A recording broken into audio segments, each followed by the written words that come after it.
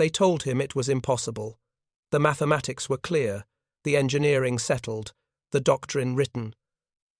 A single-engine fighter simply could not fly from England to Berlin and back. The fuel tanks were not large enough. The weight penalty would destroy performance. The idea was, in the words of one senior officer, stupid. But on March 24, 1944, Captain Don Gentile of the 4th Fighter Group climbed into his P-51 Mustang at Debden Airfield in Essex, England, with something no fighter pilot had ever carried on a combat mission of this distance. Slung beneath his wings were 2 teardrop-shaped metal tanks, each holding 75 gallons of fuel. They looked crude, almost makeshift. They were held on by simple shackles that could release them with the flip of a switch, and they were about to change the air war over Europe. The mission that morning was to say, escort B-17 flying fortresses to Berlin. Not to a target short of Berlin. Not to the outskirts of Berlin. To Berlin itself, the heart of the Third Reich, 470 miles from the English coast. No Allied fighter had ever gone that far. When Gentile's Mustang lifted off at 9:15 hours, carrying 184 gallons in its internal tanks plus 150 gallons in those awkward external containers, he was flying into what everyone had said was impossible. If you're enjoying this deep dive into the story, hit the subscribe button and let us know in the comments from where in the world you are watching from today. The bomber crews had been dying for 2 years by then.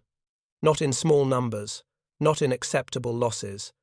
They were dying in numbers that would have stopped any rational military campaign. On October 14, 1943, during a raid on ball-bearing factories in Schweinfurt, the 8th Air Force lost 60 B-17 seconds out of 291 dispatched. That was 20% of the attacking force.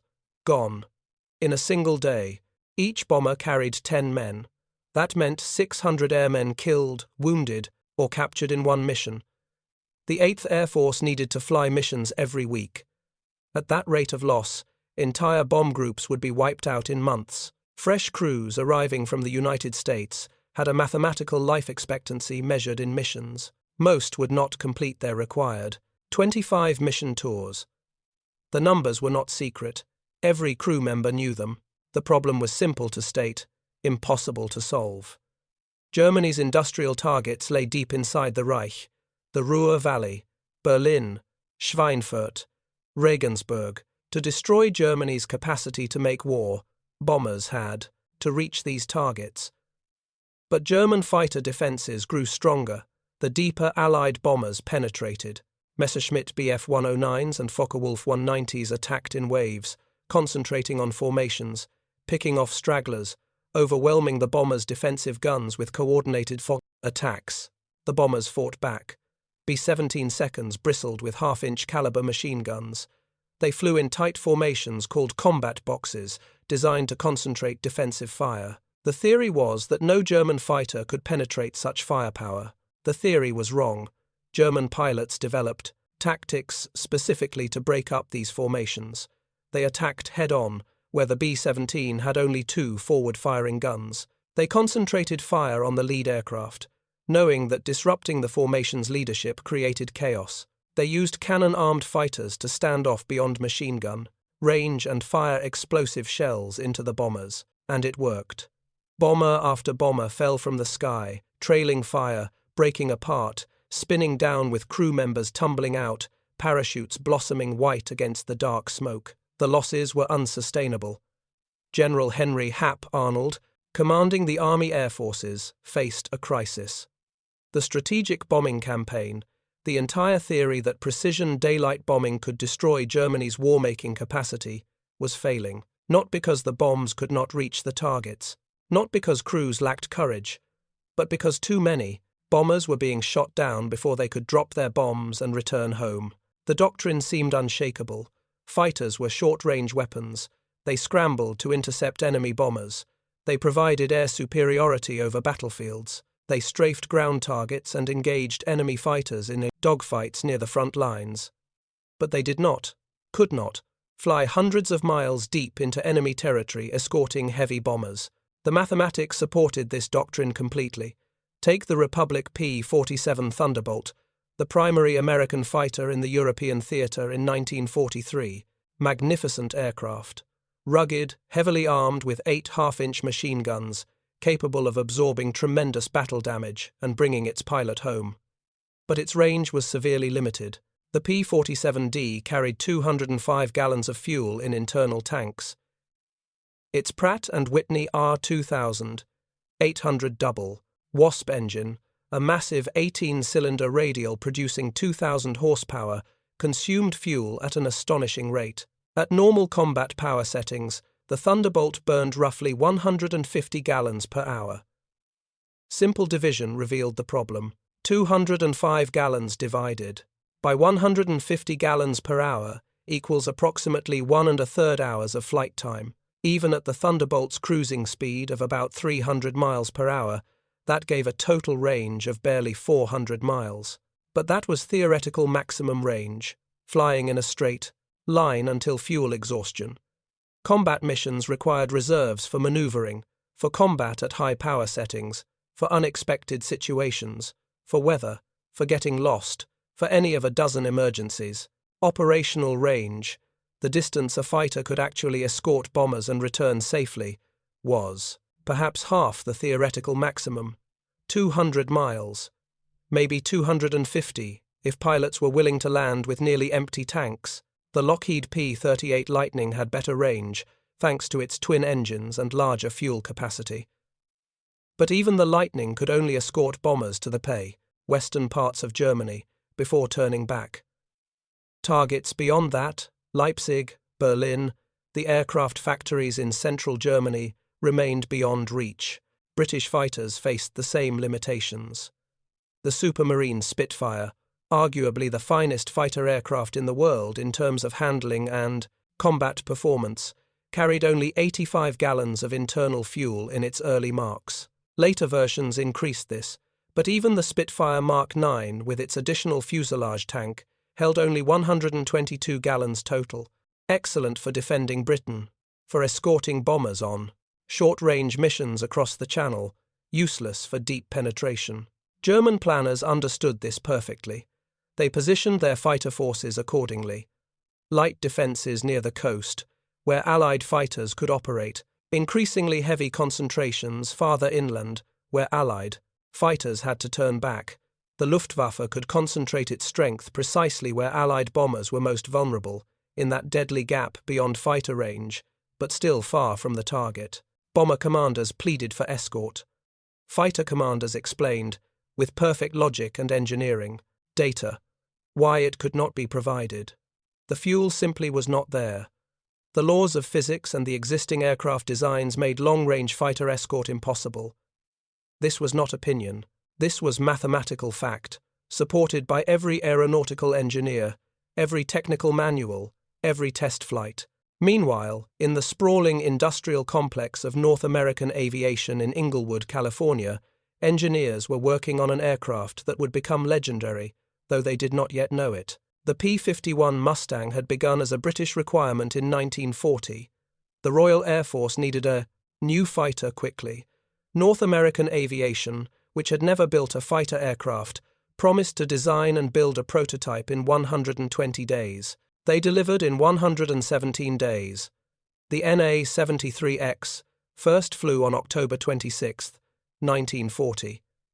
It was a beautiful aircraft, with clean lines and careful attention to aerodynamic efficiency. Designer Edgar Schmood had incorporated lessons from the most advanced aircraft of the era, including attention to laminar flow wings that reduced drag significantly. But the early Mustangs had a critical flaw. They were powered by Allison V, 1,710 engines, inline 12-cylinder power plants that performed well at low altitude but lost power rapidly above 15,000 feet. Since air combat increasingly occurred at 20,000 feet and above, this was a crippling limitation. The Royal Air Force used the early Mustangs for low-level tactical reconnaissance and ground attack, roles where the Allison engine's characteristics mattered less. Then, in 1942, a test pilot named Ronald Harker at Rolls-Royce had an idea that seemed obvious in retrospect, but required someone to actually try it. What if the Mustang's excellent airframe was married to Britain's best high-altitude engine, the Rolls-Royce Merlin? The Merlin powered the Spitfire and the Lancaster bomber. It was proven, reliable, and crucially, it maintained power at high altitude thanks to its two-stage supercharger. The first Merlin-powered Mustang flew in October 1942. The performance was extraordinary. Maximum speed jumped from about 390 miles per hour to over 440 miles per hour at high altitude. Rate of climb improved dramatically. Combat ceiling increased to over 40,000 feet. Suddenly, the Mustang was not just another fighter. It was potentially the best fighter in the world, but it still could not reach Berlin. The Merlin engine was more fuel efficient than American radial engines, but even the P-51B with its internal fuel capacity of 184 gallons could not fly round-trip to targets in central Germany. The range was better than the P-47, perhaps 350 miles operationally, but still insufficient. Someone needed to think differently. Someone needed to challenge the assumption that internal fuel capacity was the limiting factor. Someone needed to propose what the experts would immediately dismiss as impossible, impractical, or simply stupid. That someone was not a famous engineer or a senior officer. The solution came from a much more unexpected source, and the story of how it developed reveals something important about innovation in wartime. The idea came from multiple sources simultaneously, as good ideas often do in wartime when necessity forces innovation. But the story that emerged afterward focused on a particular engineer at North American Aviation named Bob Chilton, who was not famous, not senior, and whose suggestion was initially dismissed as impractical by nearly everyone who heard it.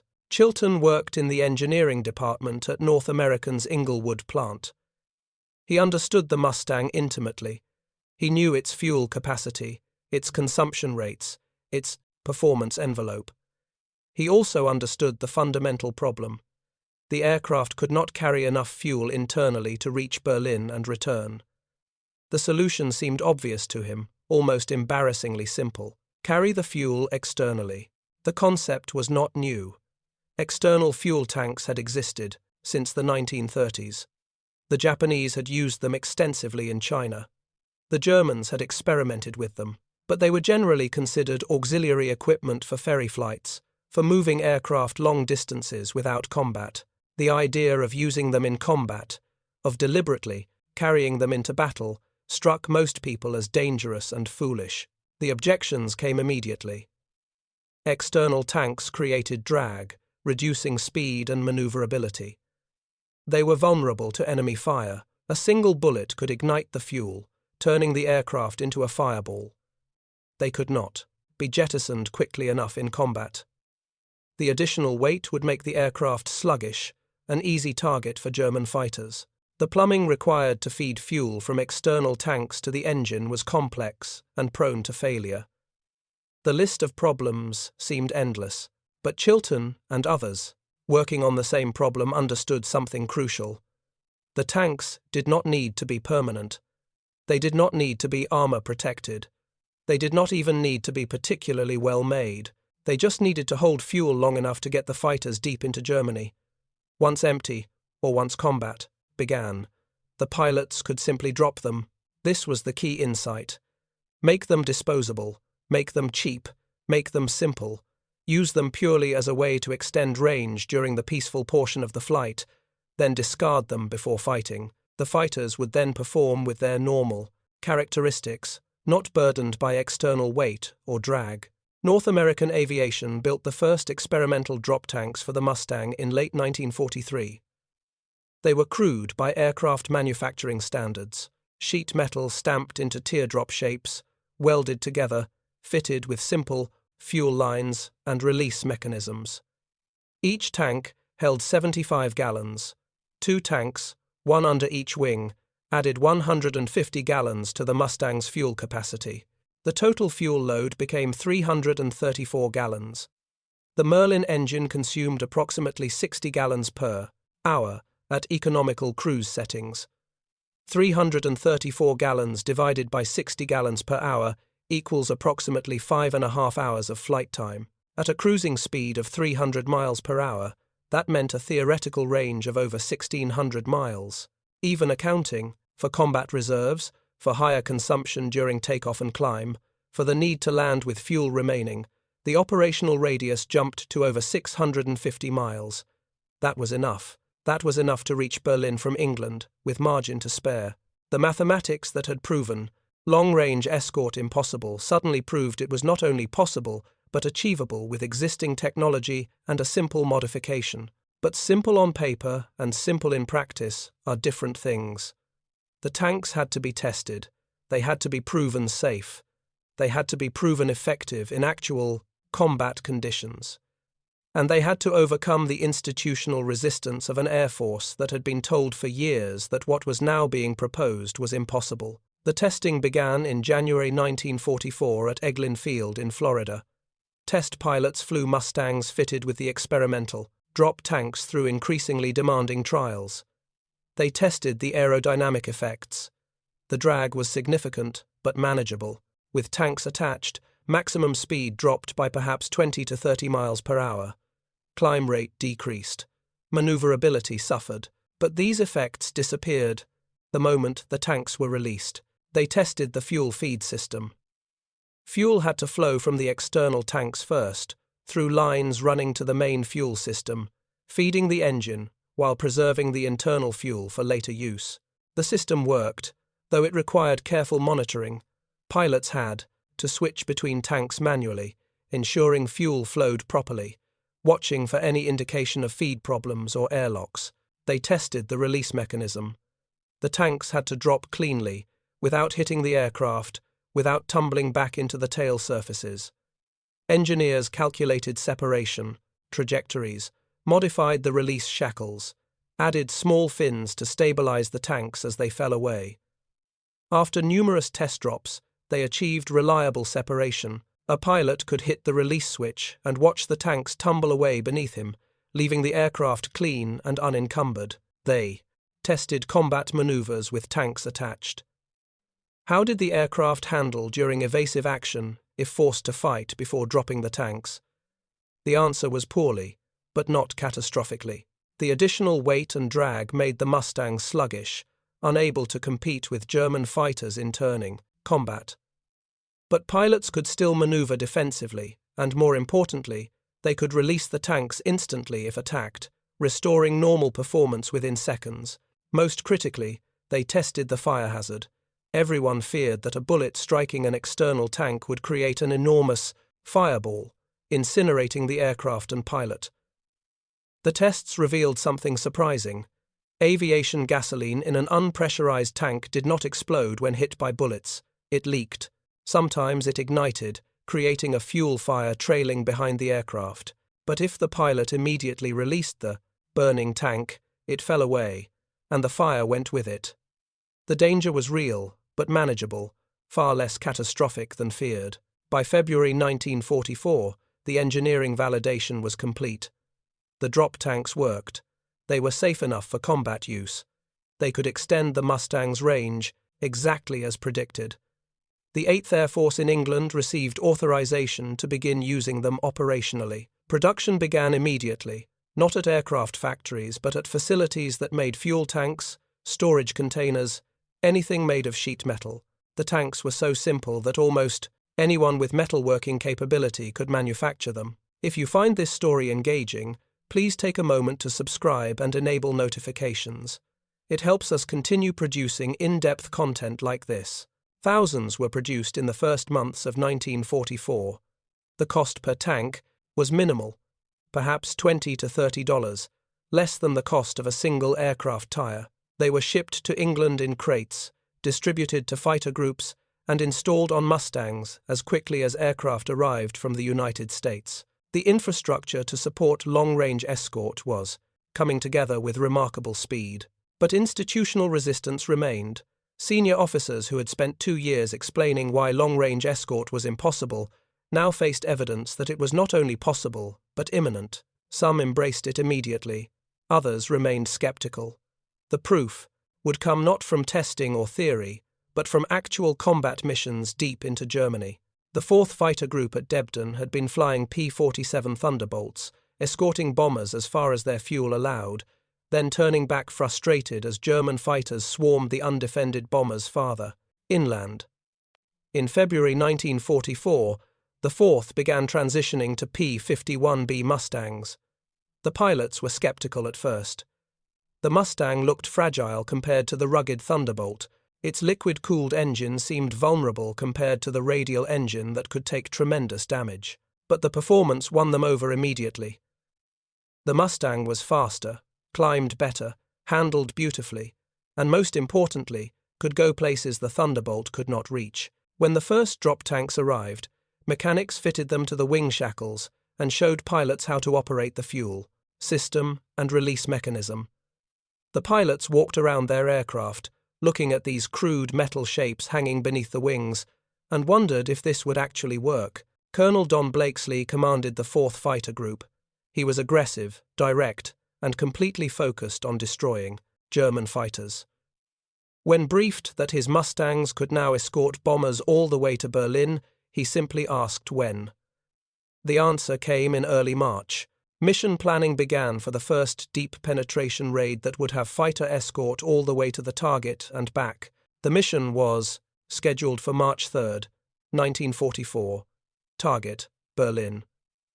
Over 600 B-17 seconds and B-24 seconds would attack the German capital. For the first time, P-51 Mustangs would escort them the entire distance. The bomber crews, who had been flying unescorted deep into Germany for months, taking catastrophic losses, received the news with disbelief bordering on cynicism. They had been promised fighter escort before. It never materialized. The fighters always turned back, leaving the bombers alone in the most dangerous airspace over Europe. This time was different. On the morning of March 3rd, weather over England was terrible. Thick clouds, low visibility, conditions that would have scrubbed most missions. But the pressure to demonstrate the new capability was enormous. 64 Mustangs of the 4th Fighter Group took off into the clouds, each aircraft carrying those awkward, external tanks. Each pilot, knowing they were attempting something unprecedented. The weather defeated them before the Germans could. Flying in thick clouds, the formations broke apart. Aircraft became separated. Some turned back, others pressed on individually or in small groups. A few Mustangs actually reached the outskirts of Berlin, the first Allied fighters to do so. But it was not the coordinated escort mission planners had envisioned. The bombers, also scattered by weather, did not reach Berlin in force. The mission was recalled. But the point had been proven. Mustangs could reach Berlin. The fuel system worked. The drop tanks performed as designed. What was needed now was good weather and a full-scale mission where everything worked as planned. That opportunity came 3 weeks later, on March 24, 1944. And what happened that day would change the air war over Europe permanently.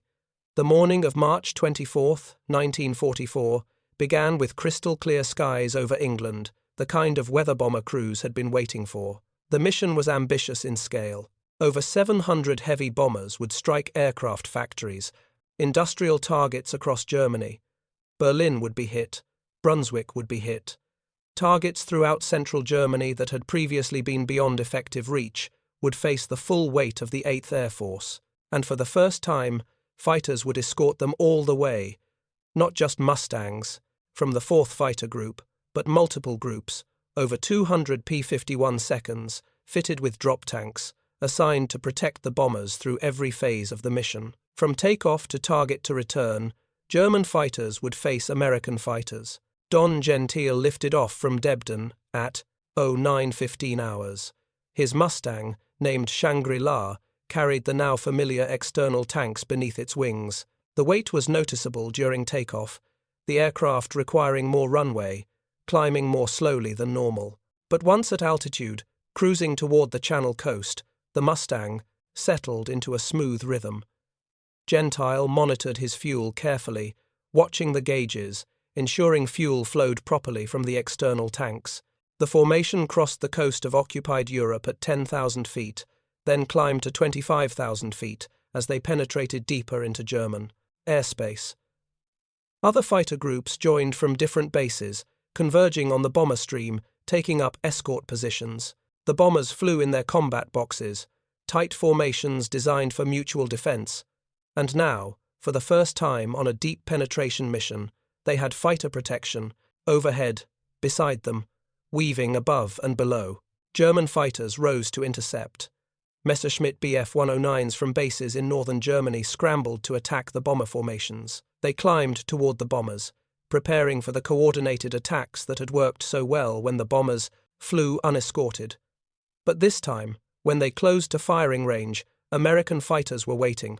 Gentile saw them first, a formation of 109s at 2 o'clock, slightly higher, turning toward the bombers. He called them out over the radio, dropped his external tanks with a quick flip of the release switch, and turned toward the threat. The Mustang, suddenly light and clean, accelerated smoothly. Other Mustangs followed, dropping their tanks, engaging the German fighters before they could reach the bombers. The dogfight was brief and decisive.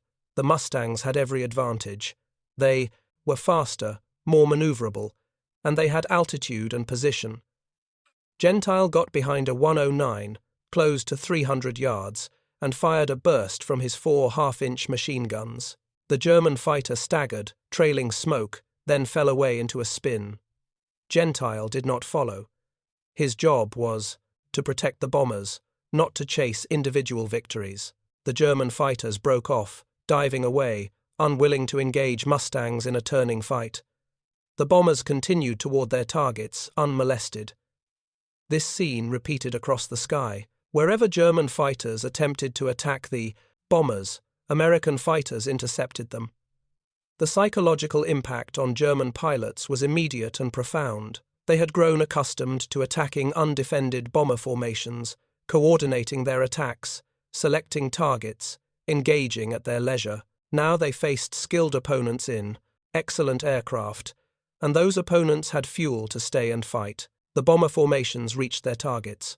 Berlin was obscured by clouds, but Brunswick and other targets were hit effectively. Bombs fell on aircraft factories, rail yards, industrial facilities. Flak damaged numerous bombers, and some fell to German fighters that managed to penetrate the escort screen, but the losses were far lighter than previous deep penetration missions. The escorts had worked. The return flight was equally significant. Usually, this was when bomber losses mounted. Damaged aircraft fell behind, became separated, and were picked off by German fighters hunting stragglers. But the Mustangs stayed with the bombers all the way back to the Channel. German fighters, low on fuel from their earlier engagements, could not sustain attacks. The formation integrity held. Most bombers made it home. Gentile landed at Debden after more than 5 hours in the air. Ground crews swarmed his aircraft, checking for damage, refueling, rearming. Other pilots climbed out of their Mustangs, exhausted but exhilarated.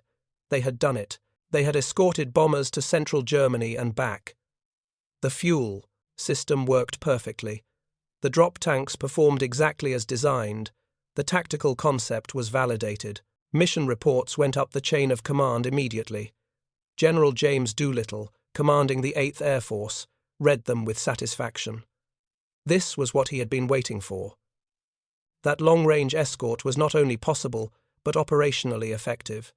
The bomber crews, landing at their bases in England, reported a completely different experience than previous missions. They had seen friendly fighters the entire time. German attacks had been disrupted and defeated. The psychological boost was enormous. Within days, the new tactics became standard. Every deep penetration mission would have Mustang escort. Production of drop tanks increased. More fighter groups transitioned to Mustangs. The P-47 Thunderbolts and P-38 Lightnings were not abandoned, but they were increasingly assigned to shorter-range missions and ground attack roles, where their characteristics were better suited. The impact on German fighter defenses was catastrophic. For 2 years, the Luftwaffe had successfully defended German airspace by concentrating fighters in areas beyond Allied fighter range. Now there was no safe area. American fighters could appear anywhere, at any time, over any target. German fighters could no longer attack bombers with impunity. Every interception now meant fighting through American escorts. German pilot losses began to mount. The Luftwaffe had already suffered terrible attrition in 2 years of fighting on multiple fronts. Experienced pilots were increasingly scarce. Training programs were shortened by fuel shortages and the need to rush replacement pilots to operational units.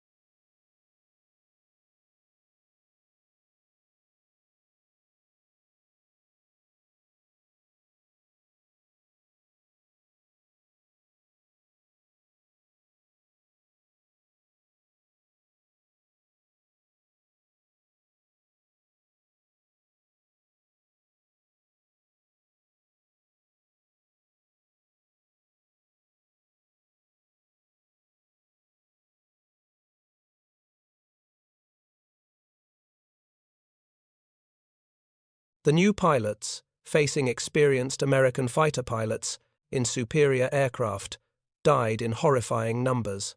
Adolf Galland, commanding the German fighter forces, recognized the strategic disaster immediately. In his post-war memoir, he identified the appearance of long-range American fighters over Berlin as the moment he knew the air war was lost. Germany could not simultaneously defend against daylight bombing, contest control of the airspace over France in preparation for invasion, and maintain fighter forces on the Eastern Front. The resources did not exist. The industrial capacity was insufficient. The trained pilots were gone.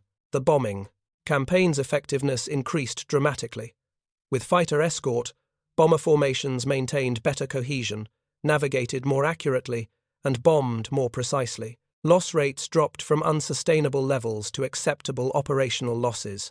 Crews completed their 25 mission tours and went home, taking their experience with them but also proving that survival was possible.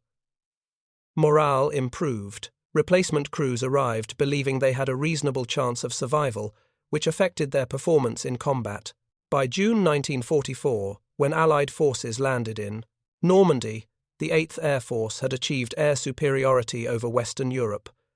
German fighters were rarely seen over the invasion beaches. The Luftwaffe hoarded its remaining strength for defense of the Reich, but even there, American fighters dominated. Missions that would have been suicide in 1943 were routine in 1944. The cost in German cities and industry was terrible. The strategic bombing campaign, which had been failing in 1943, succeeded in 1944 and 45, not because the bombs became more powerful or more accurate, but because the bombers could reach their targets repeatedly, in force, with acceptable losses. The infrastructure that enabled this was unglamorous. Thousands of disposable fuel tanks, stamped out of sheet metal, filled with gasoline, carried into battle, and dropped over Europe. The legacy of the drop tank innovation extends beyond its immediate tactical success. It represents a particular kind of problem-solving that emerges in wartime, when conventional wisdom must be challenged and when simple solutions to complex problems are often dismissed until someone actually tries them. The experts were not wrong about the mathematics. Internal fuel capacity was indeed insufficient for long-range escort, but they were wrong about the constraints.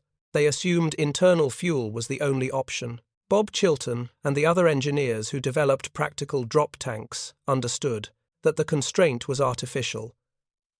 Fuel did not have to be carried internally.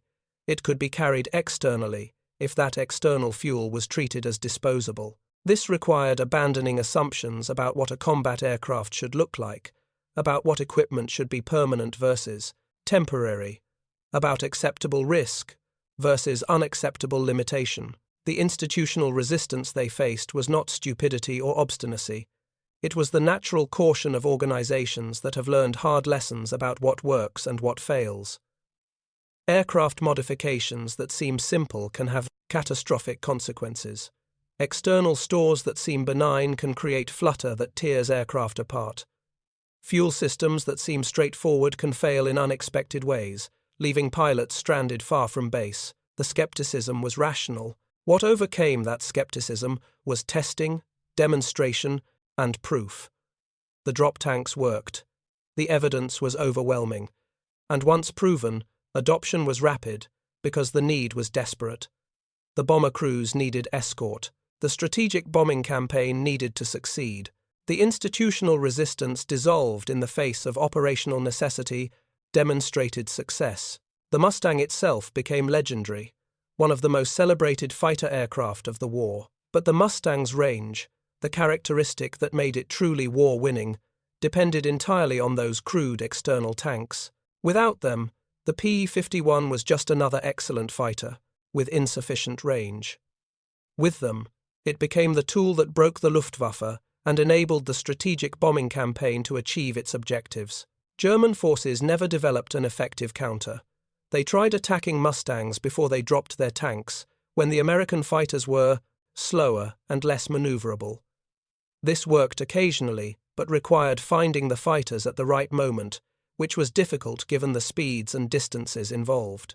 They tried avoiding combat with the escorts and focusing solely on bombers, but aggressive American fighter pilots made this nearly impossible. They tried concentrating overwhelming force at single points, accepting losses to break through and reach the bombers, but even this rarely succeeded against alert and properly positioned escorts. The mathematics that had proven long-range escort impossible became the mathematics that proved it was inevitable once the right approach was adopted.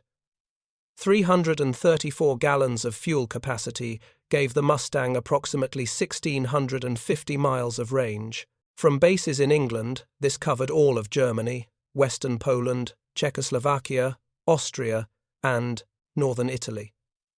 There was nowhere in the Reich that bombers could fly where Mustangs could not escort them. When Don Gentile returned to the United States in April 1944 after completing his combat tour, he was celebrated as one of America's leading aces with over 21 confirmed victories. But his most important mission was not the one where he shot down the most enemy aircraft. It was March 24, 1944, when he and his fellow pilots proved that fighters could reach Berlin, that the solution everyone had called impossible was not only possible, but practical, and that a mechanic's stupid idea about carrying disposable fuel tanks had changed the air war over Europe. The bomber crews who survived because of fighter escort never forgot. After the war, many wrote about the profound relief of seeing friendly fighters overhead, of watching German attackers being driven off, of completing missions that would have been catastrophic losses just months earlier. They understood, perhaps better than anyone, what the drop tank innovation had meant. It had meant the difference between a failed strategic bombing campaign and a successful one, between unsustainable losses and acceptable casualties, between defeat in the air and victory. For the Germans on the receiving end, the experience was the inverse. They watched their cities burn, their factories destroyed, their defenses overwhelmed, and their pilots killed in numbers that could not be replaced. They understood that American industrial capacity had produced not just the aircraft and the bombs, but the simple solution that made long-range escort possible. A solution that was so obvious in retrospect that its initial dismissal seemed incomprehensible. War is often decided by such moments. Not by grand strategy or decisive battles, though those matter, but by solving specific technical problems that unlock new operational possibilities. The drop tank was not revolutionary technology, it was sheet metal, gasoline, and a release mechanism. But applied to the right aircraft at the right time, it changed what was possible, and in doing so, changed the outcome of the air war over Europe. Thank you for watching. For more detailed historical breakdowns, check out the other videos on your screen now, and don't forget to subscribe.